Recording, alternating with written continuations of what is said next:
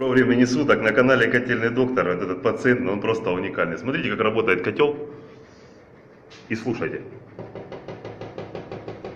Как вы думаете, что это происходит? Это я вижу стенка котла, но это еще не все. Смотрим на подпиточный вентиль.